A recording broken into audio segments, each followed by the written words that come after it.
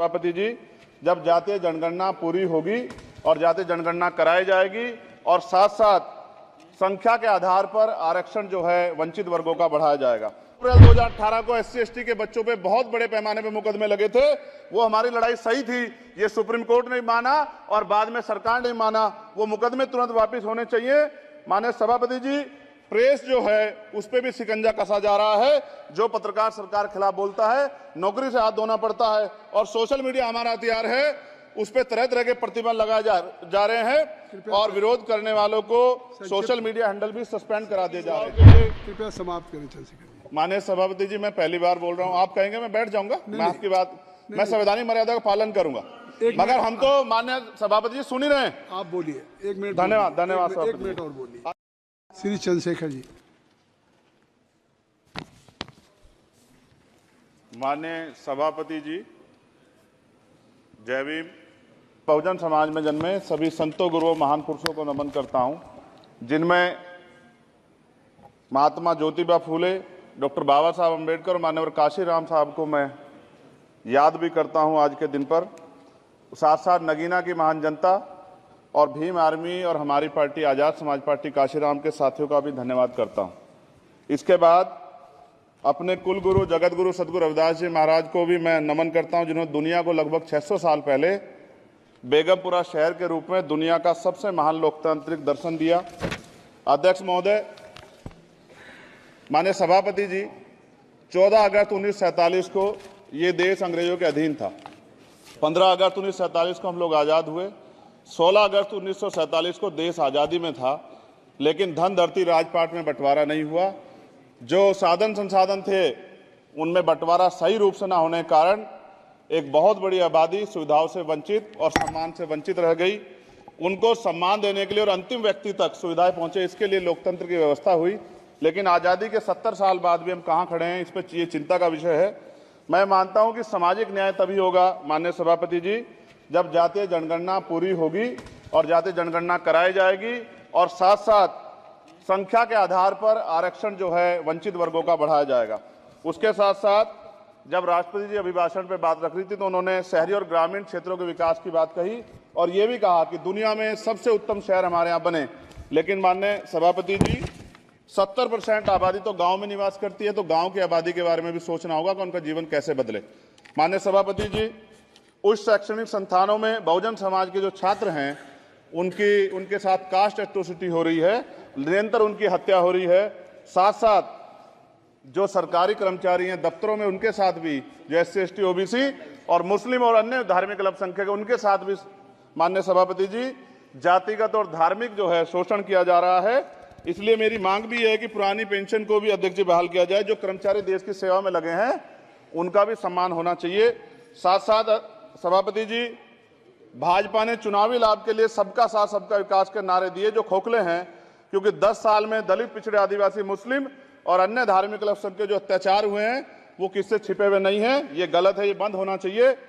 सभापति महोदय जी, महामहिम राष्ट्रपति जी के अभिभाषण में निजी क्षेत्रों में SC/ST OBC को रिजर्वेशन देने का कोई उल्लेख नहीं हुआ है, जो कि आज चर्चा का विषय, क्योंकि 98% प्राइवेट सेक्टर है, 2% सरकारी सेक्टर है, तो 98% प्राइवेट सेक्टर में भी हमारी हिस्सेदारी की बात होनी चाहिए। माननीय सभापति जी, आशा कार्यकर्ताओं, आंगनबाड़ी वर्करों, भोजन माताओं के वेतन वृद्धि पे भी कोई उल्लेख नहीं हुआ है, वो भी अभी नंगे, उन पर भी सोचना पड़ेगा। माननीय सभापति जी, जिस क्षेत्र से मैं चुन के आऊं नगीना से, वो बहुत पिछड़ा क्षेत्र है। उस क्षेत्र में कोई विशेष आर्थिक पैकेज नहीं दिया गया, रोजगार की सेवाएं नहीं है, नौजवान पलायन करता है। IIT, IIM, एम्स, केंद्रीय विद्यालय आदि शिक्षा में और चिकित्सा संस्थानों की स्थापना होनी चाहिए, जो कि नहीं है। और माननीय सभापति जी, मानसून सत्र आ गया है, मेरा क्षेत्र बाढ़ से बहुत प्रभावित है, इसलिए मैं आपसे आग्रह करूंगा कि वहां के लोगों को बाढ़ से निजात दिलाई जाए।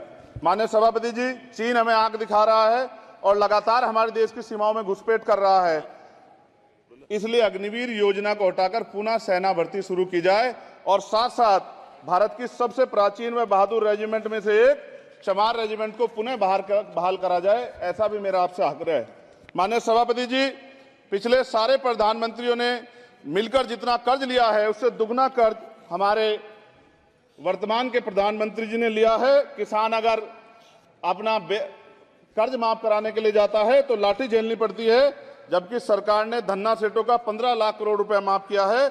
इस ओर हमें ध्यान देना पड़ेगा, हमारी आने वाली पीढ़ियों को ये कर्ज चुकाना पड़ेगा। माननीय सभापति महोदय जी, किसानों को एमएसपी की लीगल गारंटी तथा किसानों का कर्ज माफ होना चाहिए। साथ साथ 2 अप्रैल 2018 को SC/ST के बच्चों पे बहुत बड़े पैमाने पे मुकदमे लगे थे। वो हमारी लड़ाई सही थी, ये सुप्रीम कोर्ट ने माना और बाद में सरकार ने माना।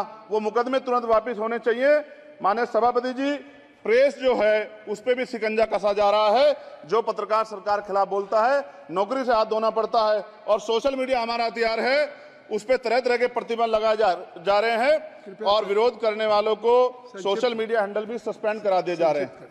साथ साथ सभापति जी, पेपर लीक और परीक्षाओं के कैंसिल होने से देश के नौजवानों का भविष्य खतरे में है। नीट, यूपी सिपाही भर्ती सभापति जी और 69,000 शिक्षक भर्ती में आरक्षण घोटाला हुआ है।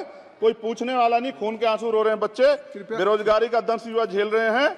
इसलिए मेरा आग्रह है कि युवाओं के लिए कृपया समाप्त करें चंद्रशेखर जी। माननीय सभापति जी, मैं पहली बार बोल रहा हूं, आप कहेंगे मैं बैठ जाऊंगा, मैं आपकी बात, मैं संवैधानिक मर्यादा का पालन करूंगा, मगर हम तो माननीय सभापति जी सुन ही रहे हैं। आप बोलिए, 1 मिनट। धन्यवाद एक मिनट और बोलिए। अध्यक्ष सभापति जी, नारी सम्मान की बात करने वाली सरकार, हमने मणिपुर देखा सर, हमने पहलवान बेटियों का हर्ष देखा सर, और हमने सर हाथरस की बेटी का हर्ष देखा सर, और हाथरस के परिवार को जो वादा किया था सरकार ने वो भी पूरा नहीं किया। और महिलाओं में भी, स्पेशली दलित, पिछड़े और मुस्लिम वर्ग की, आदिवासी वर्ग की महिलाओं के साथ आज भी NCRB का डाटा कहता है सर जो जुल्म हो रहा है वो सहनीय नहीं है सर। साथ साथ कोविड में तैरती, हमने कोविड में बहुत सुना सर, कोविड में तैरती लाशें भी गंगा में हमने देखी है सर, और मजदूरों का हाल भी हमने देखा है। सभापति जी, बस सब समाप्त कर रहा हूं। नोटबंदी पे छोटे मजले उद्योग की जो कमर टूटी वो भी हमने देखी है। सभापति जी, शैक्षणिक संस्थानों, विश्वविद्यालयों में, चिकित्सा संस्थानों में OBC ST के योग्य अभ्यर्थी को NFS करके जिस तरह निकाला जा रहा है, लेटरल एंट्री करके जिस तरह हमारे रास्ते बंद किए जा रहे, ये भी हम देख रहे हैं सभापति जी। साथ साथ मेरा ये कहना है सर, ये सबका इशू है कि प्राइवेट कर्मचारी सर और सरकारी भी कई जगह पे 8 से ज्यादा घंटों से काम करते हैं और उनको जो सर उचित वेतन भी नहीं मिलता। तो न्यूनतम वेतन 20,000 रुपए तय हो और 24 घंटे की ड्यूटी। उदाहरण के तौर पे यूपी पुलिस सर बहुत पूरा काम करते हैं वो लोग। वो राज्य के विषय हैं, आप यहाँ सर मैं आपके राज्य सरकार के लिए भी आपके संज्ञान में डाल रहा हूँ। विषय सर पुलिस सब जगह है सर, लेकिन सवाल ये है सर, बहुत पसीना बातें हैं, 8 घंटे की ड्यूटी और वेतन विसंगति, बॉर्डर स्कीम से उनको जो बाहर